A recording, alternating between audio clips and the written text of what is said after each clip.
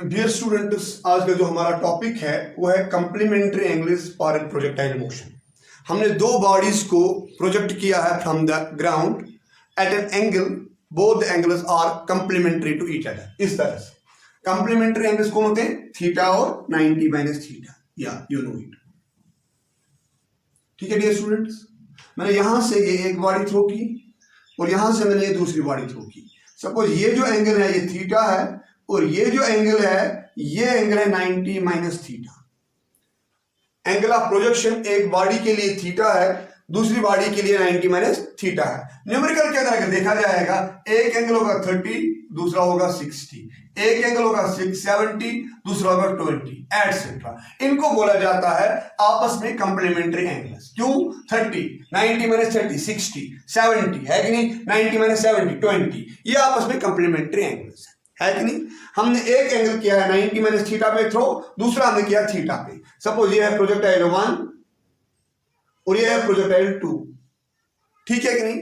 और ये जो प्रोजेक्टाइल 1 है इसकी वेलोसिटी u, इसकी भी वेलोसिटी u, यानी हमें जो दोनों प्रोजेक्टाइल्स है उनकी इनिशियल वेलोसिटी सेम है, ठीक है कि नहीं।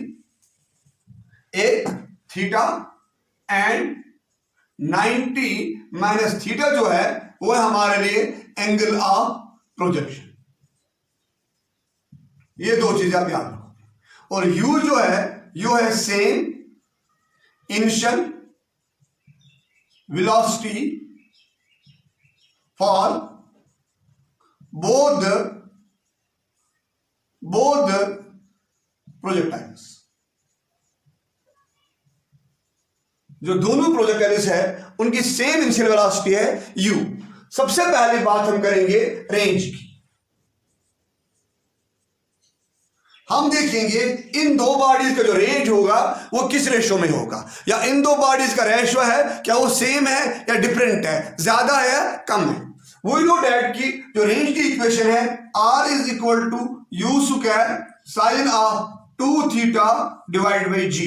ये जो इक्वेशन है ये इक्वेशन ऑफ रेंज है डियर स्टूडेंट्स, ये ऑलरेडी मैंने पिछले वीडियो में डिराइव की है। जिनको यहां पर ये डिराइवेशन इसकी देखनी है वो मेरा प्रोजेक्टाइल का पिछला वीडियो देखिए, ठीक है कि नहीं। हम लिख सकते हैं, अगर हम बात करेंगे इस इक्वेशन की r2, यानी इसका रेंज क्या रहेगा। इस बॉडी को जब मैंने थ्रो किया है ये गिरेगा यहां पर, हमें ये रेंज r2 निकालना है। r2 आएगा u square sine of 2 theta whole divided by g। ये है हमारे लिए रेंज किसका?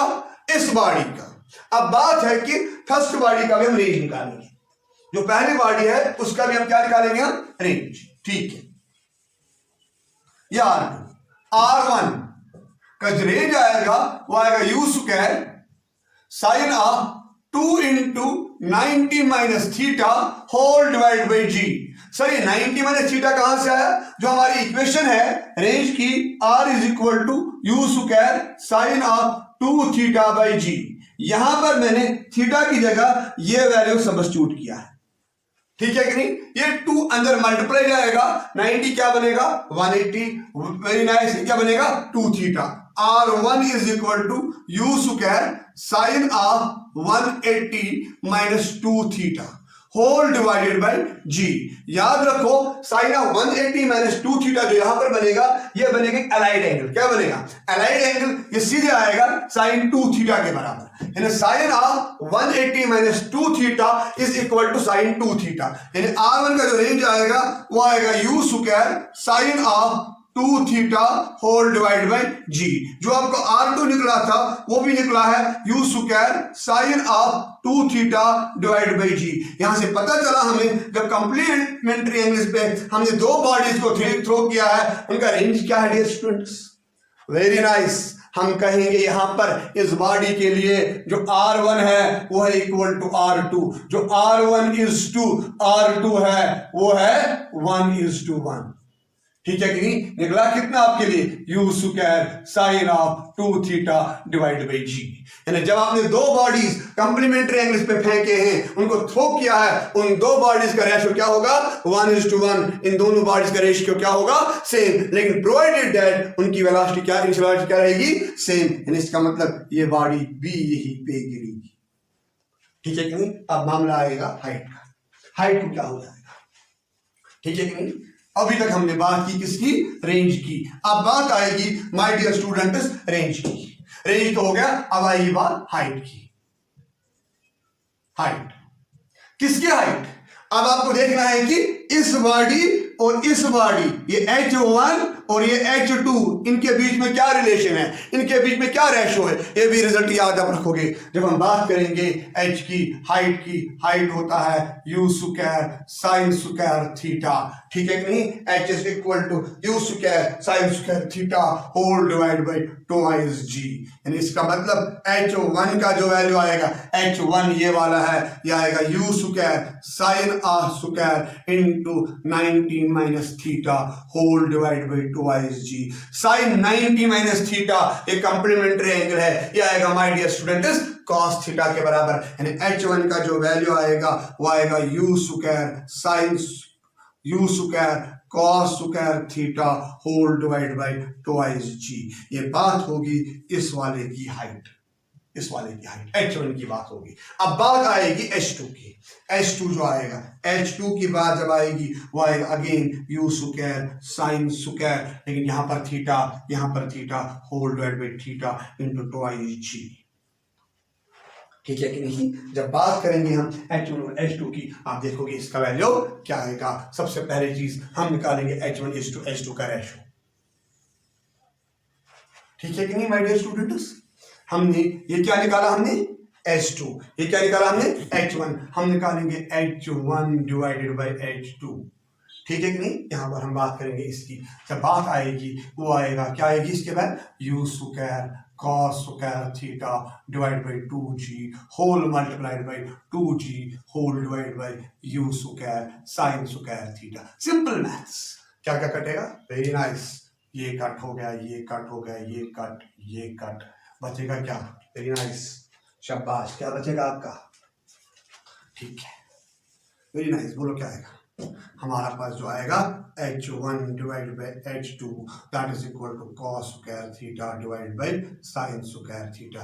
यानी इसका मतलब हुआ H1 इज टू H2 आएगा किसके बराबर, cos square theta is to sine square theta, ठीक है कि नहीं, है कि नहीं। ये बात आएगी, इस तरह से इनका वैल्यू चलेगा, नॉन एवरेज को निकालने की जरूरत नहीं है, ठीक है कि नहीं माय डियर स्टूडेंट्स।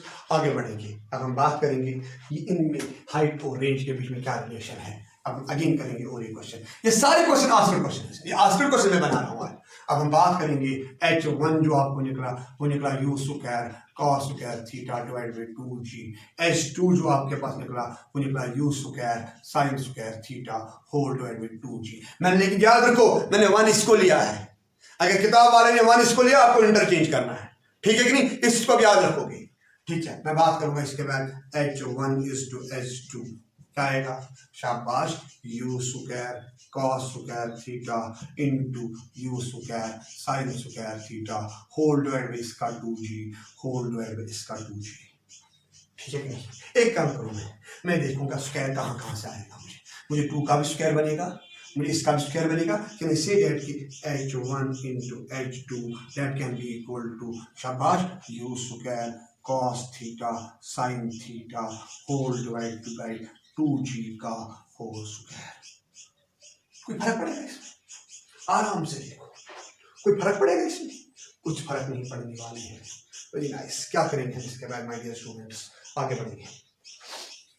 देखो मैं क्या करूंगा माय डियर स्टूडेंट्स, यहाँ से आराम से देखो इसको, मैं लिखूंगा my dear students H1 into H2 that is equivalent to, ठीक है कि नहीं, मैं कहूँगा U स्क्वायर, ठीक है कि नहीं, इसके बाद लिखूंगा twice cos theta sin theta का whole square whole divided by 4G इसका होल स्क्वायर, ठीक है कि नहीं। मैं यहां से 4 स्क्वायर लेके बाहर निकालूंगा, क्या आएगा H1 into H2 that is equal to 1/16। Sir 1/16 क्यों, यहाँ पर क्या है माय डियर स्टूडेंट्स, स्क्वायर, ये स्क्वायर किसको जाएगा 4 को, ये क्या बनेगा 4 का स्क्वायर 16, अंदर क्या बचेगा my dear students U square sine of 2 theta whole divide by G. क्यों? Twice sine theta cos theta is equal to sine 2 theta. ये किसकी इक्वेशन है? ये किसकी इक्वेशन है? रेंज की इक्वेशन है। यहाँ से क्या पता चला आपको my dear students? h1 into h2 that is equal to r square divided by 16, या r is equal to 16 under 16 h1 h2 का रूट, यानी जब देखा जाएगा r is equal to 4 times under root of h1 h2। इस चीज को भी याद रखोगे, ये क्वेश्चन भी आपको जब मिलेगी, ये रिजल्ट भी आपको अक्सर क्वेश्चन में आएगा माय डियर स्टूडेंट्स। ठीक है कि नहीं? अब बात